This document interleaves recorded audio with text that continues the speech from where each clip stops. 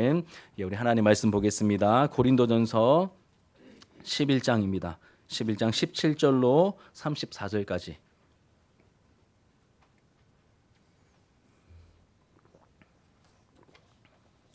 우리 본문이 좀 길지만 그래도 한 절씩 교독해서 읽고 마지막 절은 함께 읽도록 하겠습니다. 제가 17절에 먼저 읽겠습니다. 내가 명하는 이 일에 너희를 칭찬하지 아니하나니 이는 너희의 모임이 유익이 못되고 도리어 해로움이라.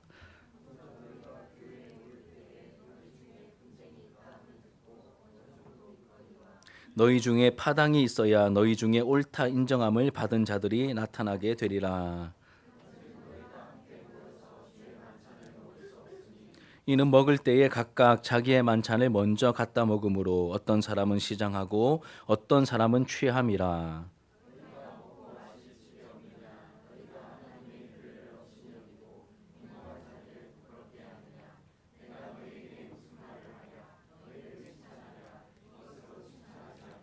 내가 너희에게 전한 것은 주께 받은 것이니 곧 주 예수께서 잡히시던 밤에 떡을 가지사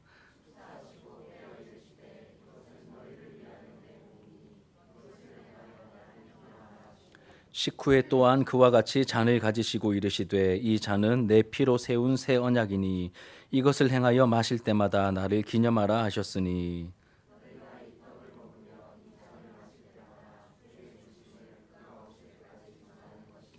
그러므로 누구든지 주의 떡이나 잔을 합당하지 않게 먹고 마시는 자는 주의 몸과 피에 대하여 죄를 짓는 것이니라.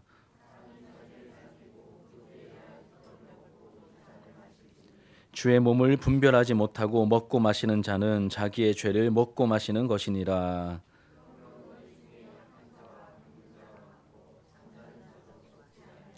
우리가 우리를 살폈으면 판단을 받지 아니하려니와.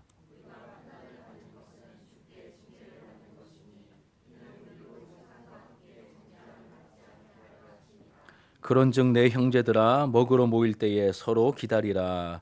만일 누구든지 시장하거든 집에서 먹을지니 이는 너희의 모임이 판단받는 모임이 되지 않게 하려 함이라. 그 밖의 일들은 내가 언제든지 갈 때에 바로 잡으리라. 아멘.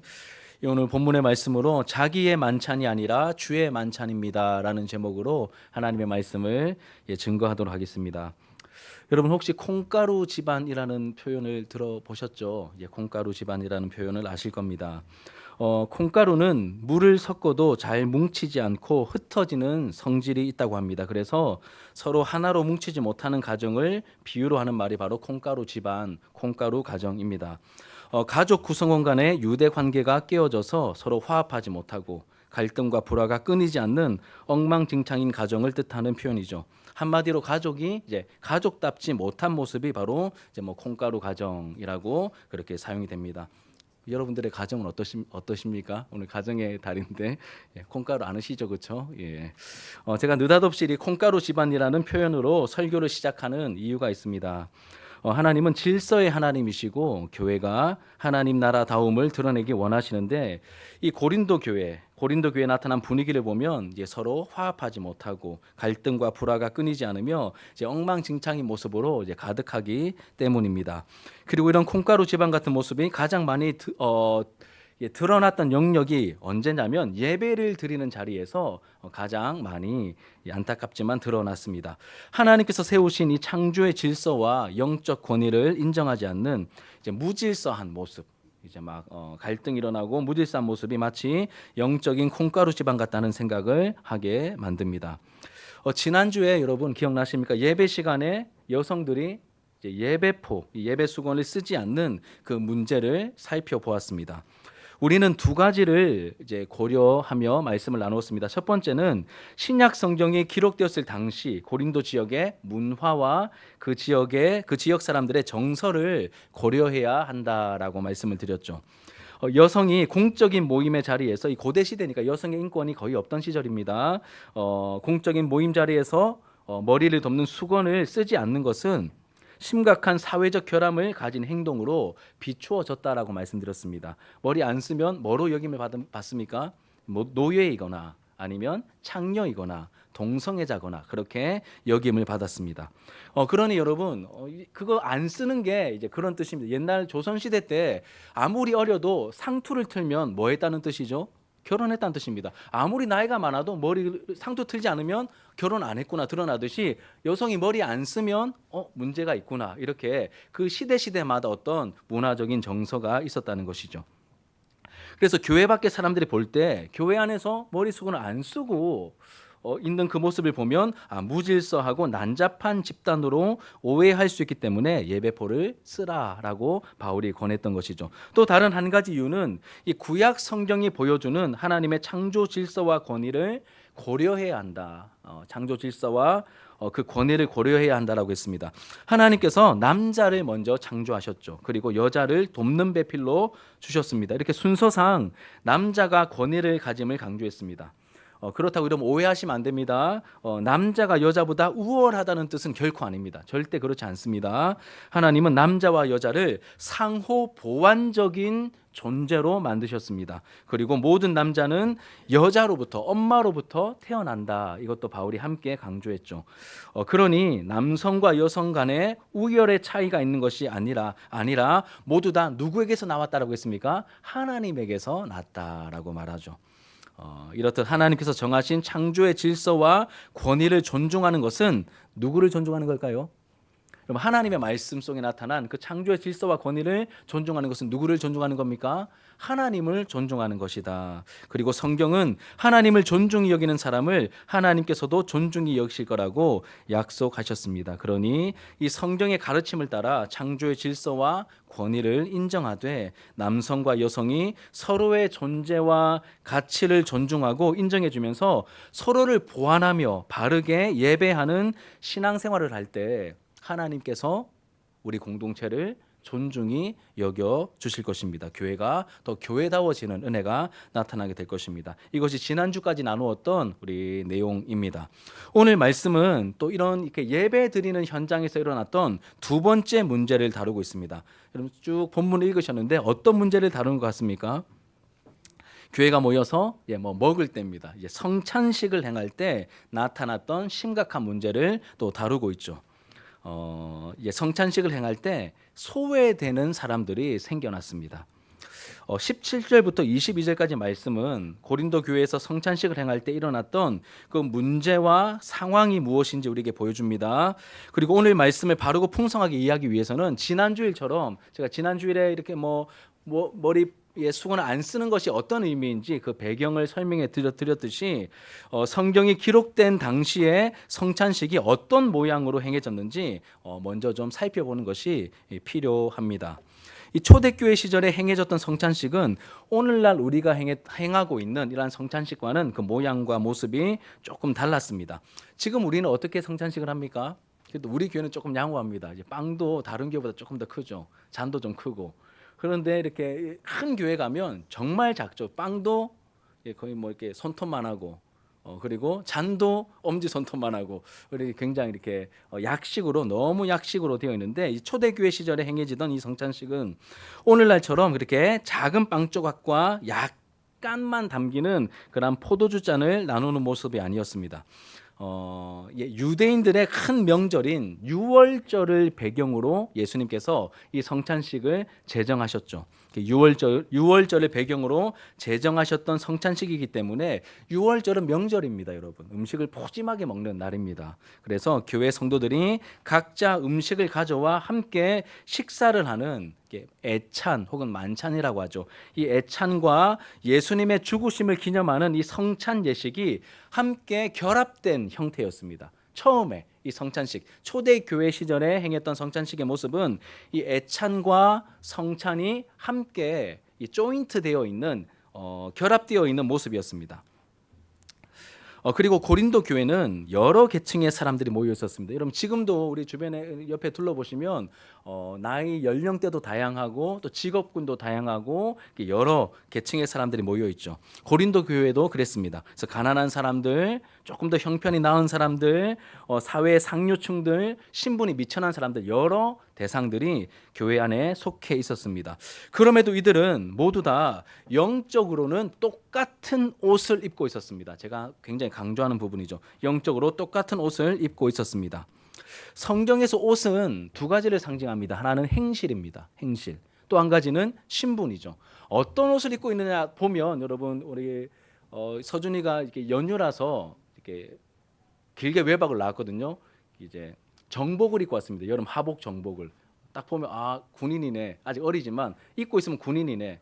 또 의사 가운을 입고 있으면 아 저분은 의사 선생님이네. 학생들이 교복을 입고 있으면 아 학생이네. 이렇게 의복은 신분을 상징하기도 합니다. 이렇게 예수님께서 자기 생명을 주심으로 직접 마련해 주신 그 의의 옷을 우리는 다 죄인이지만 예수님께서 십자가를 통하여 우리에게 마련해 주신 그 의의 옷을 모두 다에게 입혀 주셨습니다. 여러분 믿음으로 입고 계십니까? 이 의의 옷을 우리 모두가 다 입고 있습니다. 이 의의 옷을 입고 있는 사람들은 누가 높고 낮고 없습니다. 다 똑같습니다. 다 신분이 뭐죠? 하나님의 자녀들입니다. 예수 그리스도라고 하는 이 의의 옷을 하나님께서 입혀주셨는데 하나님께서 입혀주신 이 똑같은 의의 옷을 입은 하나님의 자녀들이 모여 있는 것이죠. 이들이 모여서 예배를 드리고 지금 우리도 마찬가지고 고린도 교회도 그렇습니다. 이들이 모여서 예배를 드리고 성찬식을 행합니다. 초기의 성찬의 이 형태는 오늘 우리와 다르다고 했죠. 애찬과 성찬 예식이 결합되어 있는 그러한 형태였습니다. 그래서 각자 음식을 마련해 왔습니다. 각자 음식을 어느 정도 준비해 와가지고 부자들은 여러분 음식을 많이 가져왔겠죠. 그렇죠? 좀 넉넉하니까 부자들은 좀 더 많이 가져왔을 것입니다. 또 시간적인 여유도 많았으니 일찍 왔겠죠. 시간 여유가 많으니까 많이 준비해서 일찍 왔습니다. 반대로 가난한 자들과 이 계급 있던 사회니까 종들은 먹을 것이 귀하던 시대니까 조금밖에 못 가져오거나 못 가져오는 경우들도 많았을 것입니다. 그리고 일을 다 끝내놓고 뒷정리까지 싹 다 해놓고 와야 되니까 주인들이 먼저 가면 나중에 다 정리하고 뒤늦게 이 종들과 가난한 사람들은 도착할 수밖에 없었습니다. 예배 시간에 늦을 수밖에 없는 구조였죠. 이런 상황 속에서 여러분 어떤 일이 벌어졌을까요? 교회에서 모이는 모임임에도 불구하고 분쟁과 파당이 생겼다라고 말합니다. 치사하게 뭐 때문에 생겼습니까? 그 분쟁과 파당이 먹는 문제 때문에 분쟁과 파당이 생겼습니다. 한 자리에 모여서 주의 만찬을 먹어야 하는데 이때 어떤 사람은 자기가 가져온 음식을 먼저 왔으니까 기다리지 않고 먼저 갔다가 먹었습니다. 그럼 여러분 누가 먼저 왔고 누가 먼저 갔다 먹었을까요? 부자들입니다. 자기가 많이 가져왔거든요. 또 일찍 왔습니다. 또 허기도 집니다. 그러니 자기가 먼저 많이 갖다 먹었습니다. 뭐 한편으로 세상적으로는 문제될 게 없어 보이죠. 먹습니다. 이렇게 막. 근데 그냥 먹은 게 아니라 자기가 또 가져왔고 자기가 또 상전이잖아요. 세상에서도. 그러다 보니까 이제 눈치 보지 않고 마음껏 먹어 제꼈습니다. 배가 부르다 못해 터지도록 먹었습니다. 포도주도 양껏 마셨나 봐요. 그래서 알딸딸하게 취하는 일도 생겼다라고 말합니다. 뭐 하는 자리에서요? 예배 자리에서 성찬식을 행하는 자리에서 이러한 일들이 벌어졌습니다. 이에 반해서 여러분 신분이 미천하거나 가난한 사람들은 상대적으로 덜 가져왔고 늦게 도착했죠. 그렇죠? 일을 많이 하고 왔으니 일 많이 하면 어떻습니까? 머리 핑 돌죠. 그렇죠? 뭐 이렇게 뭐 당 떨어진다. 이렇게 막 일단 막 급하게 뭐 먹을 거 없나? 피곤하고 얼마나 또 배가 고팠겠습니까? 그런데 먹을 것을 누가 다 먹었습니까? 부자들이 거의 다 먹고 차라리 처음부터 음식이 없었으면 괜찮은데 음식 냄새가 그대로 나는 거예요. 막. 맛있는 냄새는 나는데 음식은 거의 다 사라지고 없고 이제 애찬은 해버렸으니 성찬을 행할 약간의 음식만 남아 있는 겁니다. 지금 상황이 그렇다는 거예요. 먹다 남은 부스러기들이 약간 남아 있었을 뿐입니다. 애찬과 성찬이 합쳐진 형태였기 때문에 애찬용 음식은 거의 다 먹었고 이제 성찬을 위한 최소한의 용도만 남아 있었습니다. 여러분 음식 끝에 맘 상한다 이런 말 들어보셨습니까? 예. 그런 경험이 없으십니까? 예. 예배 드리러 왔는데 뭔가 좀 기대하고 왔는데 이미 마음은 상할 대로 다 상한 채로 이제 남은 예배 순서를 보내야 합니다. 세상보다 못한 모습이 교회 안에서 나타나게 된 것이죠. 세상보다 못한 모습입니다. 세상은 차라리 끼리끼리 모입니다. 잘난 사람들은 잘 나가는 사람들끼리 모이고 종들은 종들끼리 모이는데 교회의 특별함과 교회의 영광은 그렇지 않다는 것이죠.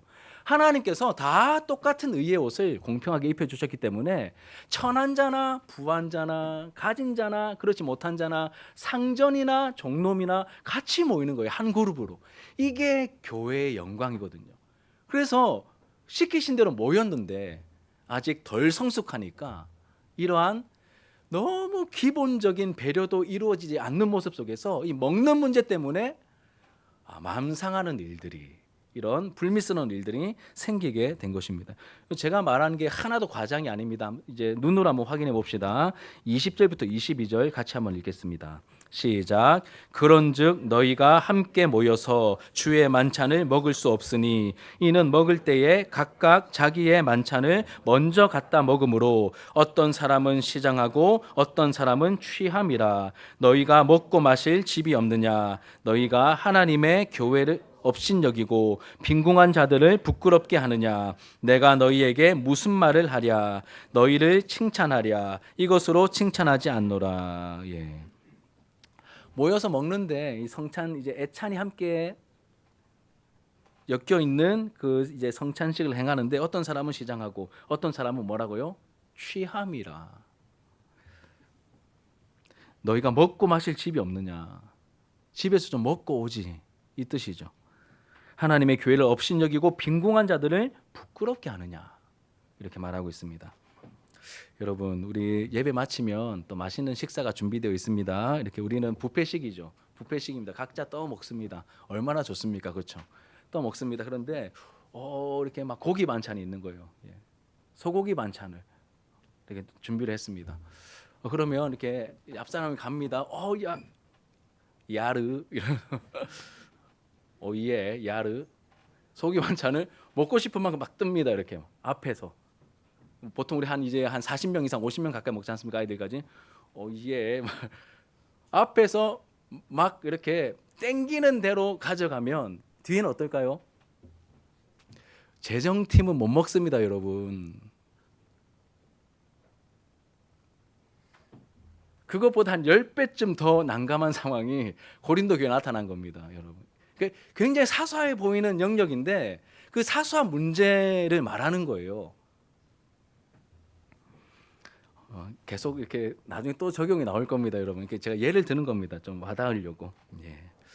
여러분, 고린도전서 전체 문맥에서 한결같이 강조되고 있는 것이 있습니다. 저도 처음부터 막 이게 막 두드러지게 발견되지는 않았는데 계속 나누다 보니까 이 하나의 주제가 거의 뭐 관통하듯이 막 꿰뚫고 있더라고요. 그게 뭐냐면 연약한 자들에 대한 영적 배려입니다. 연약한 자들에 대한 영적 배려. 바울이 곳곳에서 말하고 또 말했던 내용이죠. 이러한 영적 배려를 강조한 이유가 뭘까요? 대부분의 문제들이 뭐 때문에 생깁니까? 이 사소해 보이는 영적 배려를 놓칠 때 생긴다는 겁니다. 근데 이게 지켜지면 건강해지고 이거 놓치면 콩가루 되는 거예요. 그래서 강조하는 것이죠. 순간순간마다 계속해서 강조되고 있습니다. 예배 중에 행했던 이 성찬식에서 나타난 심각한 문제도 결국은 영적 배려가 결여되어 있으니 나타나게 된 문제였던 것이죠. 그래서 바울은 교회가 예배드리며 행했던 이 성찬의 의미를 다시 설명하고 어떻게 행동해야 되는지 다시 말합니다. 예, 가르쳤죠. 이미 가르쳤던 겁니다. 그런데 지켜지지 않으니 다시 강조하며 가르칩니다. 이 성찬의 의미를 가르치죠. 우리 23절부터 26절까지 말씀 같이 읽겠습니다. 시작. 내가 너희에게 전한 것은 주께 받은 것이니 곧 예수께서 잡히시던 밤에 떡을 가지사 축사하시고 떼어 이르시되 이것은 너희를 위하는 내 몸이니 이것을 행하여 나를 기념하라 하시고 식후에 또한 그와 같이 잔을 가지시고 이르시되 이 잔은 내 피로 세운 새 언약이니 이것을 행하여 마실 때마다 나를 기념하라 하셨으니 너희가 이 떡을 먹으며 이 잔을 마실 때마다 주의 죽으심을 그가 오실 때까지 전하는 것이니라. 아멘. 많이 읽었던, 많이 들었던 말씀이죠. 그렇죠? 우리가 성찬식 행할 때마다 이렇게 주로 읽고 이제 묵상하게 되는 그런 말씀입니다. 이렇게 시작합니다. 내가 너희에게 전한 것은 주께 받은 것이니 이렇게 말합니다. 바울이 고린도 교회에 가르치고 전해준 이 성찬 예식, 이 성찬 예식에 대한 이 예법과 이 예식은 바울이나 혹은 예수님의 직속 12 제자들이 이거 왠지 그냥 우리 예수님을 기념하기 위해서 좀 필요해 보인다. 십자가를 기념하기 위해서 우리 뭔가 예식 하나 만들자. 우리 주로 먹는 우리의 주식인 빵과 포도주 가지고 이거는 이거 상징한다, 저거는 저거 상징한다, 이렇게 한번 행해보자, 이렇게 만든 게 아니라는 겁니다. 뭐라고 말합니까? 내가 너희에게 전한 것은 주께 받은 것이니, 예수님께 직접 가르침을 받아 제정하게 된 예식이라는 뜻입니다.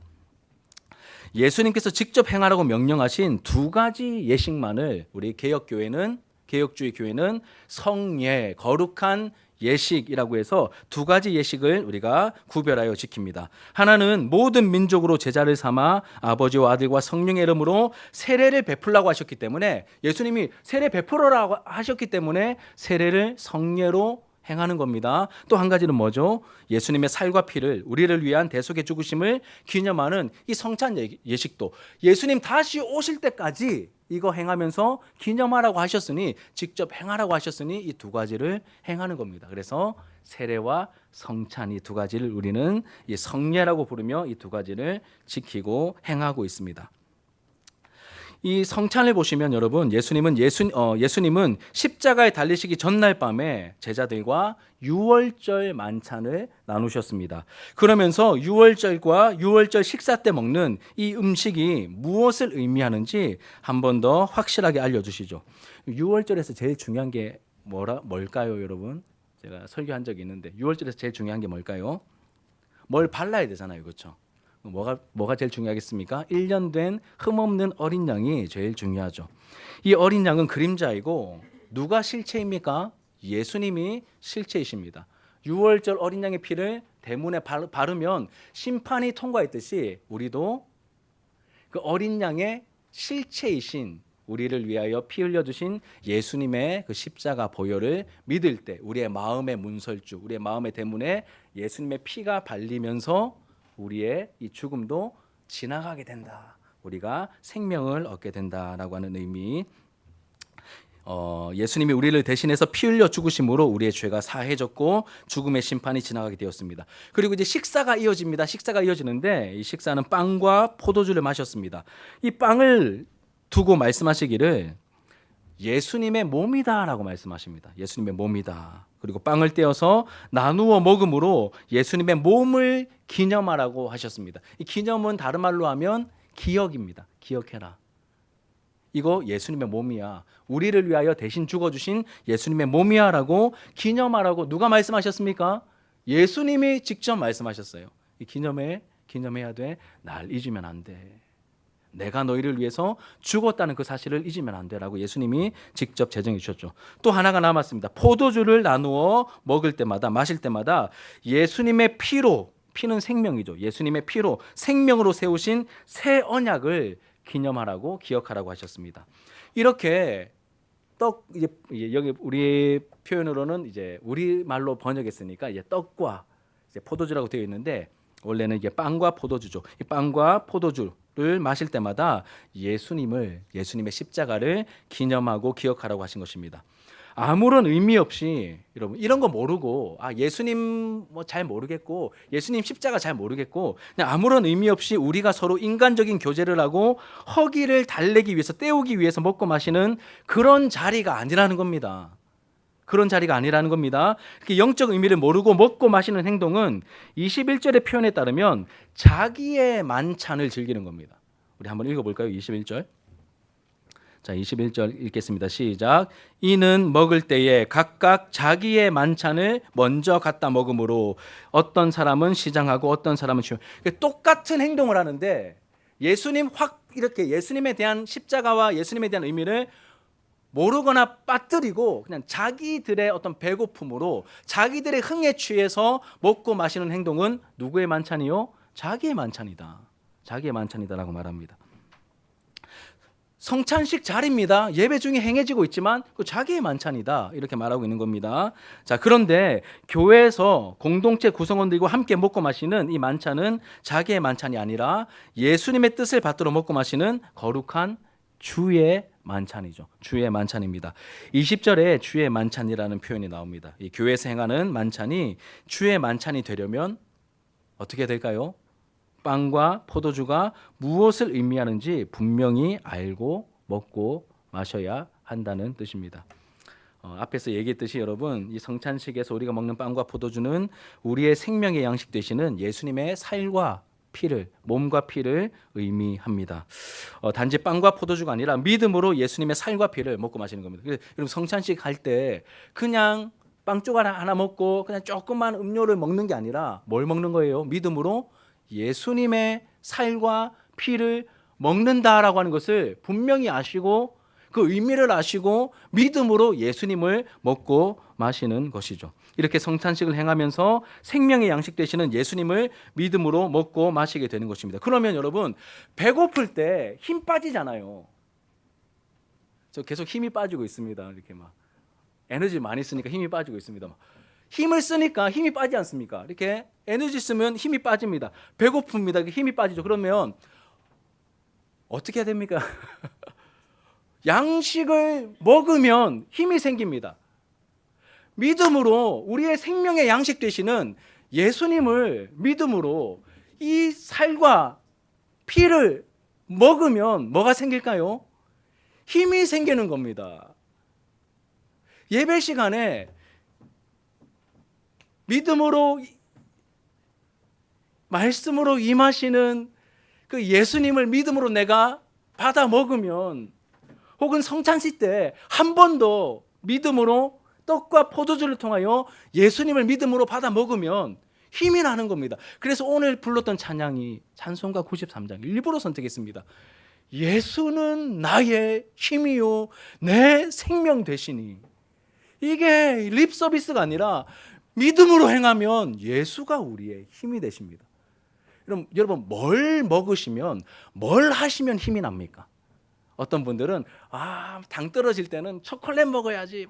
어떤 분들은 이 카페인이 나는 커피를 마셔야 힘이 나. 이렇게 여러분들의 특별한 양식이 되는 무언가가 있으시죠? 진정한 우리의 양식은 예수 그리스도이셔야 한다는 것이 오늘 말씀의 핵심입니다. 특별히 이 성찬식을 행할 때 그 믿음을 가지고 그 의미를 알고 믿음으로 행해야 한다는 것을 말씀하고 있는 것이죠. 그럼 일단 성찬식은 거룩하고 특별한 주의 만찬입니다. 이런 영적 의미를 모르고 자신의 배를 불리거나 거나하게 취하는 행동은 우리를 위한 예수님의 죽으심을 욕되게 하는 죄가 된다. 이렇게 본문이 말하고 있습니다. 이 부분을 유진 피터슨 목사님은 이 메시지 번역에서 이렇게 설명하고 있습니다. 십자가에서 모욕했던 사람들과 다를 바 없다. 이 의미를 모르고 그냥 먹고 마시고 취하는 사람들은 예수님 십자가에 못 박히실 때 뒤에서 손가락질하고 욕했던 사람하고 다를 바가 하나도 없다. 이렇게 번역을 했습니다. 그러니 우리는 성찬에 참여할 때 자신을 잘 살펴야 합니다. 만약 그렇게 하지 않는 것은 자기의 죄를 먹고 마시는 꼴이 되고 말죠. 그리고 바울은 이렇게까지 말합니다. 30절 말씀 같이 한번 읽어볼게요. 30절 시작. 그러므로 너희 중에 약한 자와 병든 자가 많고 잠자는 자도 적지 아니하니. 그러므로 이렇게 성찬의 의미를 모르고 함부로 막 먹고 취하고 다른 사람에 대한 배려 없이 이 성찬의 의미, 예수님의 십자가나 예수님의 그 죽으심이나 이런 것 전혀 상관없이 그냥 먹고 마시는 이런 사람들로 말미암아 너희 중에 누가 생겼습니까? 약한 자, 약해진 사람, 병든 사람, 잠자는 자도 적지 아니한. 잠자는 자는 뭘까요? 죽은 사람이에요. 성찬의 의미를 모르고 함부로 참여한 사람들은 예수님의 십자가 죽으심을 모독하며 교회 공동체와 자기 자신에게 심각한 죄를 짓게 된다라고 말하고 있죠. 하나님은 이런 사람들에게 징계를 내리셔서 몸이 약해지거나 병이 들거나 심지어 죽은 사람들도 있었다라고 바울이 말하고 있습니다. 그만큼 성찬을 행할 때 영적인 의미를 살피며 행해야 하는 것이 중요하다는 뜻이기도 합니다. 이제 구약에 보면 여러분 그런 시범 케이스들이 많이 있었죠, 그렇죠? 이렇게 함부로 예배드리다가 여호와께로부터 불이 나와서 죽기도 하는 그러한 케이스들. 뭐 아나니아와 삽비라 같은 경우도 하나님께 헌물을 드릴 때 헌물 드리는 게 얼마나 귀합니까? 그런데 하나님 앞에서 속이다가 그렇게 화를 당하게 되는 그러한 일들과 비슷하게 이러한 일들이 이 초대교회 시절에 이렇게 나타나게 되었습니다. 그런데 여러분, 오해해서는 안 될 것은 절대 겁을 줘서 지도자들의 말을 잘 듣게 하려는 의도는 아닙니다. 막 겁박해서 야 성경 봐라, 야 너희도 함부로 하면 조심해라, 단디 봐라, 야 고린도전서 주소 외하라, 고린도전서 11장 30절이다. 적어놔라, 별표 쳐라. 그러므로 너희 중에 약한 자와 병든 자가 많고 잠자는 자, 너 잘못하면 가는 거야. 병드는 거야. 이러면서 막 겁박하는 사람들은 누굽니까, 여러분? 정상적인 사람들 아니죠. 사이비 이단 교주들이 하는 짓입니다. 말씀 가지고 겁박하는 것은 여러분 정말 수준 낮고 정말 이렇게 해서는 안 될 그런 행동이죠. 인격을 가지신 살아계신 하나님을 경외함이 없이 행하는 그 예배 의식이 차라리 행하지 않는 것만 못한 결과를 가져올 수 있기 때문에 주신 말씀입니다. 여러분 이 의미를 잘 기억하셔야 합니다. 그만큼 우리가 중요하게 생각하고 중요하게 행해야 될 예식이다라고 하는 것을 우리에게 보여주신 것입니다. 그래서 성찬식을 행할 때마다 혹시나 하는 마음으로 누가 참여할 수 있는지 또 어떤 마음을 가지고 참여해야 하는지 거기에 대한 관련 구절을 제가 항상 똑같은 말씀이지만 읽어드리고 설명해드리는 이유가 여기 있습니다. 혹시나 여러분 그러면 여러분 다 알고 계시지만 누가 성찬에 참여할 수 있습니까? 우리 교단 헌법에 따르면 교회 앞에서 공적으로 자기 신앙을 고백할 수 있는 사람이 참여할 수 있다고 말하는데 누가 공적으로 참여할 수 있죠? 누가 공적으로 고백할 수 있죠? 유아 세례를 받은 이후에 공식적으로 입교한 사람들, 그리고 이 세례를 받으면서 이 회중 앞에서 공식적으로 자기 신앙을 고백한 사람들이 성찬에 참여할 수 있습니다. 이 세례를 받았다는 것은 예수님의 십자가가 나를 위한 것임을 분명하게 믿고 고백했다는 뜻이기 때문입니다. 그리고 함부로 성찬이 행해지지 못하도록 하기 위해서 우리 교단 헌법에서는 이렇게도 말합니다. 최소한 일주일 전에 공지해야 된다. 공적인 광고 시간에. 제가 막 그냥 광고 안 하고 이렇게 바로 이렇게 막 안 하지 않습니까? 미리 알려드리고 자신을 잘 살피십시오. 성찬식이 있는 다음 주는 성찬식을 합니다. 미리 알려드리는 이유가 이러한 흐름 속에서 이러한 목적에서 그렇게 하는 것이죠. 가치가 폄하되거나 함부로 행해지는 것을 방지하기 위해서입니다.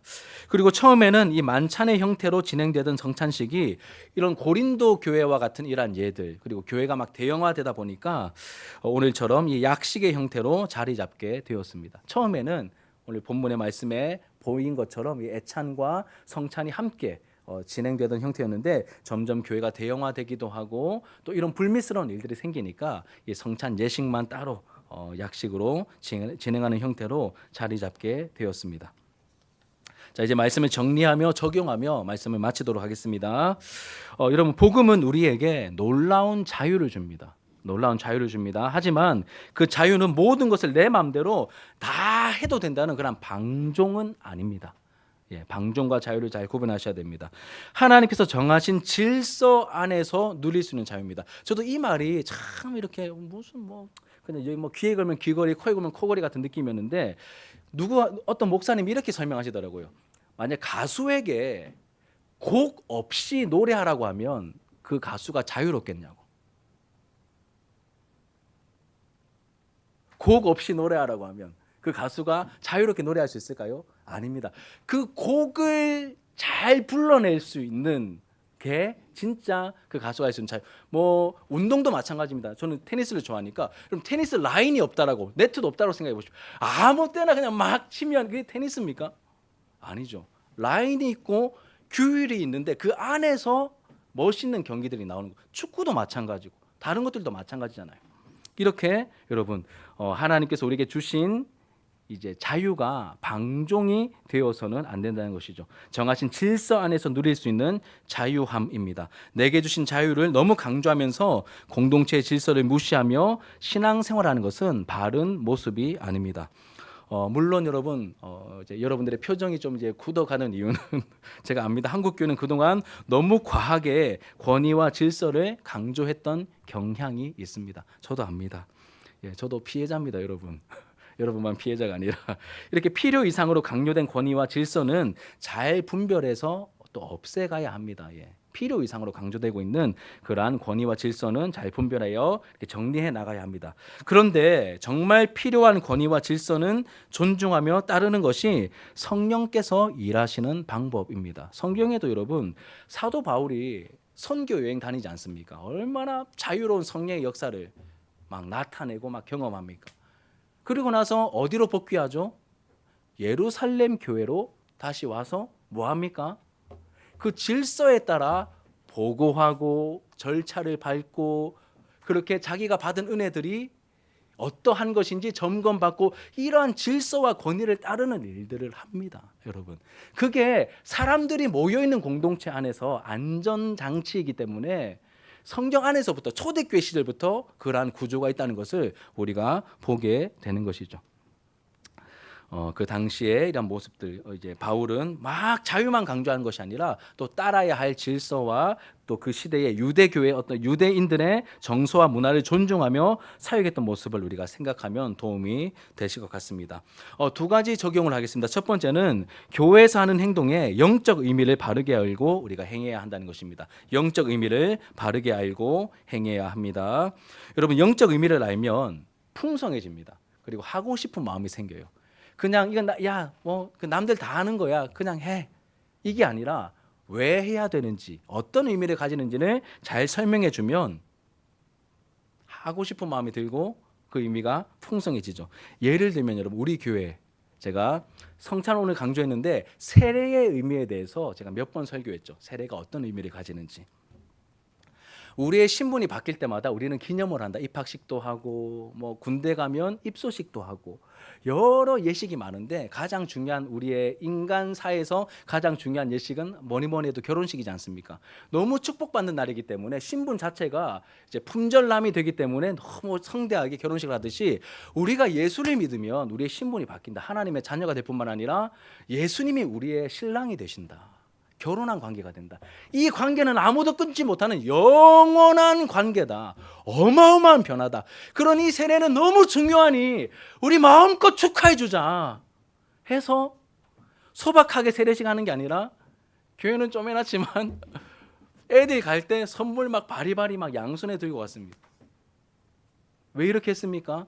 영적인 의미를 알았기 때문에 여러분들도 마음을 담아서 축복해주고 선물도 주고 한 것이죠. 이렇게 이 영적 의미 때문인지 아니면 선물 때문인지는 잘 모르겠지만 아이들이 빨리 이게 세례 받고 싶어하는 그런 마음도 좀 생기기도 하는 것 같고 영적인 의미를 알면 이렇게 하고 싶은 마음이 생깁니다. 그래서 영적 의미를 바르게 알고 행하는 것이 너무너무나 중요한 것이죠. 두 번째는 이러한 교훈입니다. 여러분, 신앙생활할 때 정말 중요한 것은 존중과 배려를 하는 것을 우리가 알게 됩니다. 존중과 배려입니다. 그럼 신앙생활 혼자 하면 얼마나 편할까요? 얼마나 편할까요? 혼자 하는 게 아니죠. 그런데 교회로 함께 모여 예배하고 서로 교제하게 하신 것은 사람의 의도와 사람의 디자인이 아닙니다. 교회를 세우신 분은 누구시죠? 예수님이십니다.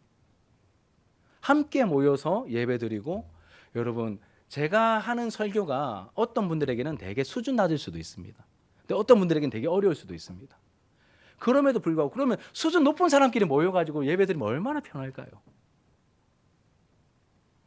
수준 안 되는 사람들끼리 또 얘기하면 설교라도 편하고 거기에 맞는 설교하면 또 얼마나 편하겠습니까? 그럼에도 불구하고 여러 불편함이 있지만 함께 모여서 신앙생활하고 교제하고 예배하라고 하신 것은 누구의 디자인이고 누구의 의도입니까? 우리 주 예수 그리스도 하나님의 의도이고 하나님의 디자인입니다. 그런데 서로 다른 사람이 모여서 예배드리고 함께 생활하다 보니 여러 부딪힘들이 발생합니다. 조금이 아니라 많이 생기죠. 만약에 혼자 하면 아무 문제가 안 돼요. 그런데 함께 모여 하다 보니까 사소한 것들도 심각한 문제가 되어버리는 경우들이 생기게 됩니다. 만약에 이 부자들이 집에서 먹고 마시면 뭐 문제가 되겠습니까? 근데 모여라고 하셔서 모였는데 아직 분별이 안 되니 먹고 마시고 취하다 보니 소외되는 사람이 생기고 이런 문제들이 공동체적으로 함께 신앙생활을 하다 보니 생기게 되는 것이죠. 그런데 이게 하나님의 의도고 하나님의 디자인입니다. 여러분 하나님 나라는 혼자 가는 거 아닙니다. 교회 공동체가 함께 모여 함께 신앙생활하고 함께 격려하며 함께 하나님 나라 가는 겁니다. 광야를 함께 지나고 있는 거예요.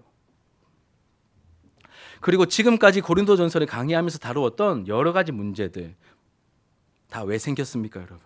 상대방을 존중하지 못하고 배려하지 못해서 생겼던 문제입니다. 주님의 마음으로 배려할 때 해결될 문제이기도 합니다. 여러분, 배려하지 못해서 생긴 문제라면 어떻게 하면 해결될까요? 복음을 제대로 듣고 복음으로 반응한 영적 배려가 나타나기 시작할 때 그 문제들 다 풀리는 겁니다. 아까 제가 여러분 이게 조금 걸리긴 하는데 30절 말씀 12장 30절 이거 가지고 여러분 막 겁박하는 이거 제가 그러면 사이비 교주라고 했죠. 보십시오. 그러므로 너희 중 약한 자와 병든 자가 많고 잠자는 자도 적지 않으니 내 말 잘 들어라. 잘 안 들어. 너 가는 수가 있다 이렇게 막 하면 얼마나 공포 분위기가 조성되면서 그런데 사람이 연약해서 말 잘 들어야 되는갑다 이런 마음 생길 수 있거든요. 그렇게 접근하면 안 된다는 겁니다. 근데 여러분 이거를 반대로 한번 생각해 보세요. 반대로 우리가 제대로 모여 영적 의미를 바르게 알고 영적 배려를 제대로 풍성하게 해내면서 이 신앙생활을 해 나갈 때 약해지고 병든 자가 많아지고 잠자는 자들이 생기는 것에 반대 현상이 일어나지 않겠습니까? 살아날 것이고 강건해질 것이고 우리 교회 올해 표회처럼 건강한 교회가 되어가는 그러한 일들이 나타나게 될 것입니다. 제대로 안 하면 이런 현상이 말라가고 죽어가는 현상이 영적으로든 육적으로든 나타나겠지만 반대적인 의미로 우리가 하나님의 말씀을 제대로 드러내고 겸손한 마음으로 제대로 따르기 시작할 때 여기에 반대되는 현상들이 우리의 신앙생활의 현장 가운데 나타나게 될 것입니다.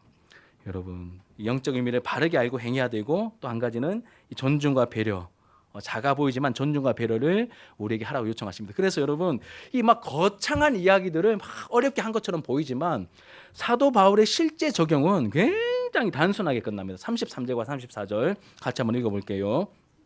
시작. 그런즉 형제들아 먹으러 모일 때에 서로 기다리라. 만일 누구든지 시장하거든 집에서 먹을지니 이는 너희의 모임이 판단받는 모임이 되지 않게 하려 함이라. 그 밖의 일들은 내가 언제든지 갈 때에 바로 잡으리라. 그 밖의 일들은 내가 나중에 가서 바로 얘기할 텐데 지금 다룬 문제 내가 정리할게 이러면서 그런즉 형제들아 먹으러 모일 때에 예배 드려서 성찬식 행할 건데 애찬도 하고 성찬도 행할 건데 뭐 하라고요? 기다려줘라. 먼저 온 사람들 좀 기다려줘라. 너무 못 기다리겠으면 어떻게 하라고요? 집에서 좀 먹고 온나. 여러분, 이런 적용이 어디 있습니까? 이런 유치한 적용이 어디 있습니까? 뭘 배우게 되죠? 제가 충격적으로 깨달았습니다. 야, 공동체 영적 분위기는 이런 작은 행동들을 통하여 만들어진다는 것을 놀라운 비밀을 깨달아. 여러분 우리가 기도 막 40일 막 작정 기도하고 일주일 금식 기도하고 한다고 여러분 영적 분위기가 막 만들어지는 부분도 있을 것입니다. 이건 무시하는 거 아닙니다. 그런데 그것만큼 똑같이 중요한 게 뭡니까? 실제적인 모임의 자리에서 너무 사소해 보이는 이 하나하나를 행하는 겁니다. 영적 배려를. 그런데 행하는 동기와 그 근거가 뭐죠? 복음입니다. 예수 그리스도의 십자가입니다. 거기서부터 비롯된. 상전이 먼저 왔잖아요. 늦게 먹는 사람은 종놈이지 않습니까? 그러면 얼마나 하찮아 보입니까? 그런데 복음으로 이 사람을 보면 뭡니까? 똑같은 하나님의 자녀일 뿐만 아니라 예수께서 생명 주셔서 나와 똑같이 살리신 소중한 지체인 겁니다. 그러니 그냥 단순히 그냥 좀 참고 같이 먹자 이 차원이 아니라 복음적인 영적인 배려가 이루어질 때 교회 안의 분위기가 새로워지게 된다는 것이죠. 어른들이 아이들을 대하는 태도에서 여러분 아이들 너무 함부로 대하는 교회들이 있거든요. 청년들 너무 함부로 대하는 교회들이 있습니다. 여러분 안 됩니다. 청년들 귀하게 여기십시오. 한 번은 말 툭툭 놓지 마시고요. 존중해 주십시오. 배려해 주십시오. 뭘 시킬 때, 일이 필요할 때 지금이 시험 기간인지 아니면 시켜도 되는 기간인지, 밥은 먹고 왔는지 밥을 안 먹고 왔는지 살피면서 아이들을 대하셔야 됩니다. 저도 회개할 부분이 많습니다. 또 교회에서 밥 먹을 때 아까 말했던 맛있는 반찬이 있으면, 여러분 그런데 다행히 우리 교회는 늘 반찬이 좀 남습니다. 이렇게 풍성하게 드십시오. 예. 괜히 오늘 제 설교 듣고 막 오해하셔가지고 막 거룩한 마음이 발동해서 막 또 너무 많이 남으면 우리 노 권사님 곤란해지시니까 여러분 원래 드시듯이 그렇게 지금 잘하고 계시는 부분들은 또 그렇게 하시면 돼요. 우리 교회는 최소한 2번 이상 드실 수 있게 음식을 하니까 드시기 바랍니다. 이제 어떤 의도인지는 다 아시니까 이 부분 이렇게 넘어가고, 또 나보다 급한 봉사자들에게 먼저 밥 먹어야 될 때 이렇게 먼저 좀 양보하기도 하고, 우리 병원팀들에게 양보하기도 하고, 또 나중에 밥 먹을 우리 재정팀을 또 생각하면서, 물론 음식이 남겠지만 한번 마음 써가면서 그렇게 식사도 하시고, 이런 작은 마음 씀씀이들이 모여가지고 그 교회의 교회다움을 풍성하게 드러내고 나타내는 것이죠. 주차할 때도 마찬가지입니다, 여러분. 우리 교회 한 청년은 우리 교회 주차장에 주차 안 합니다. 저 딴 데 대고 옵니다. 혹시 다른 사람이 자리에 댈 데 없을까 봐. 이런 하나하나의 것들이 쌓여가는 겁니다, 여러분. 그리고 여러분 예배 드릴 때 앞에 좀 앉으십시오. 어쩔 수 없이 뒤에 오시는 분들이 막 이렇게 꾸역꾸역 앞에 이렇게 막 얼굴 다 팔려가면서 예배 분위기 어쩔 수 없이 깨뜨려가면서 앞에 앉으셔야 되는 일들이 생기지 않도록, 이것도 작은 배려죠. 그리고 괜히 안 나가다가 오늘 이렇게 괜히 이렇게 막 화장실 간다고 물 뜨러 간다고 나가신 분들, 여러분들이 향한 말은 아니고 전체적으로 드리는 말씀입니다. 여러분들이 예배 시간에 한 번씩 움직이면 예배 분위기가 흐트러집니다. 사람은 연약한 존재이기 때문에 환경의 영향을 받습니다. 누가 제일 많이 영향받을까요? 접니다. 아닌 척하고 이렇게 하고 있지만 저 멘탈이 약해가지고 여러분 움직일 때마다 영향을 받습니다. 그럼 공동체 전체에 영향을 미치기 때문에 여러분 배려입니다. 배려. 저를 배려해 주시고 또 주변에 있는 지체들을 배려해 주셔가지고 미리 좀 준비하셔서 이렇게 예배 드릴 때는 움직이지 않도록, 제가 사소한 것들 다 일부러 너무 작은 것들 예배 말씀드리는 거예요. 보통 때는 우리 하람이가 잘 안 움직입니다, 여러분. 오늘 하루 나를 오늘 아니 그런 친구 아닙니다. 이렇게 배려하는 마음으로 여러분 이렇게 예배를 드리면 이런 작은 배려들이, 영적 배려들이 쌓여서 우리의 교회의 영적인 수준이 올라가는 겁니다. 이제 진짜 마칩니다, 여러분. 제가 자주 사용하는 표현 중에 하늘 가족이죠. 하늘 가족. 제가 콩가루라고 시작한 이유가 있습니다. 하늘 가족인데 우리가 콩가루가 되면 안 되잖아요. 이 작은 복음으로 말미암은 그 문화들이 생겨나고, 복음으로 말미암은 영적 배려들이 쌓여가면서 얼마나 아름답고 풍성한 하늘 가족됨을 나타낼 수 있는데, 지금도 이미 그러합니다, 여러분.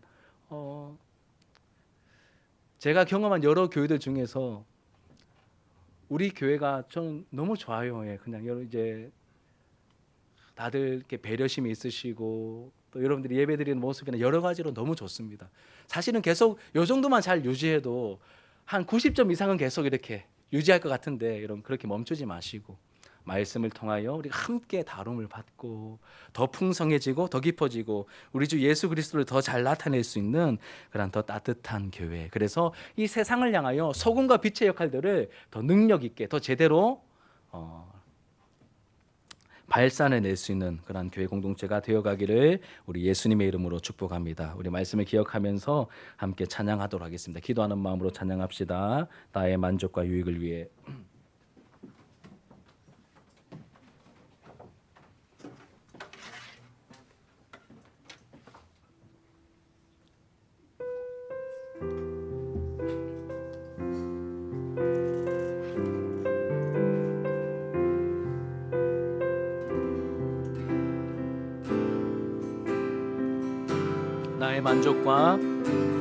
나의 만족과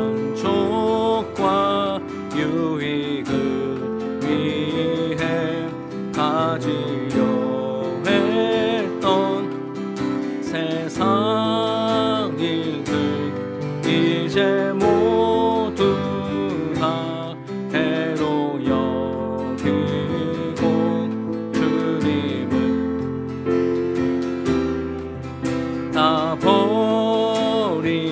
번 더 나의 만족과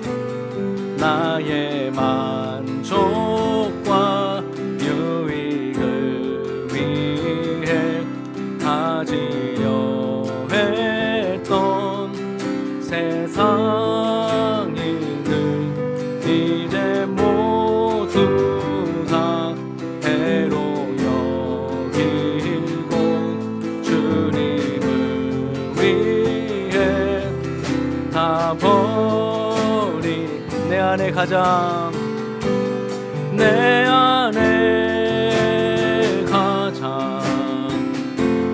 귀한 것 주님을 알미라. 모든 것 되시며 의와 기쁨 되신 주 사랑합니다.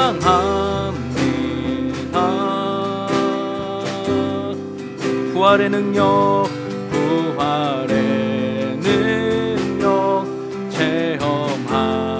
체험하면서 주의 고난에 동참하고 주의 죽으신 본을 받아서 그의 생명에 참여하네. 내 안에 가장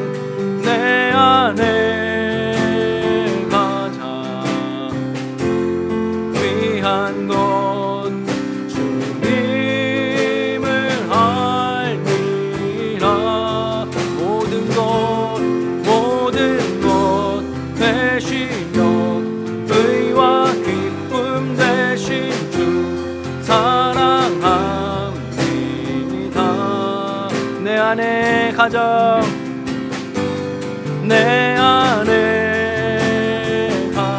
귀한 것 주님을 알미라. 주님을 알미라면 모든 것 되시며 의와 기쁨 되신 주 사랑합니다.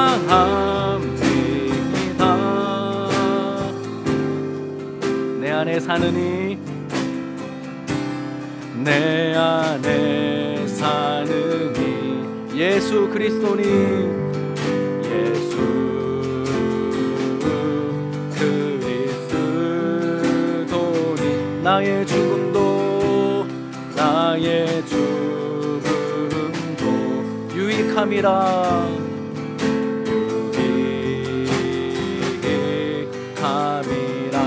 내 안에 사느니 내 안에 사느니 예수 그리스도니 예수 그리스도니 나의 죽음도 유익함이라.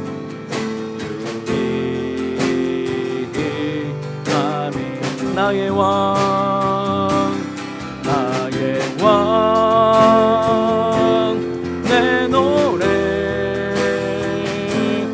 내 생명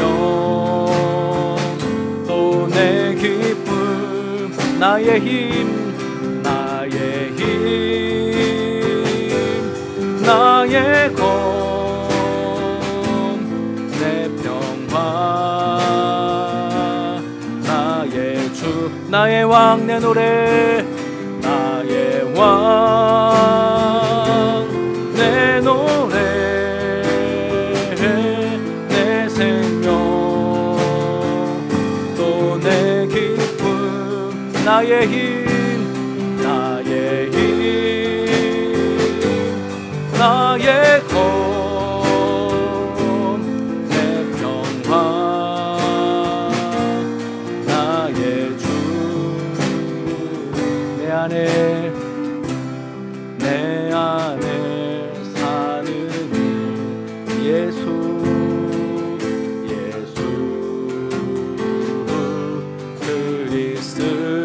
그리스도니 나의 죽음도 유익함이라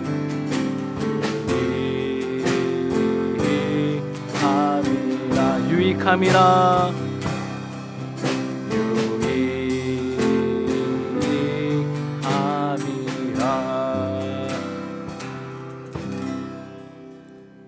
우리 말씀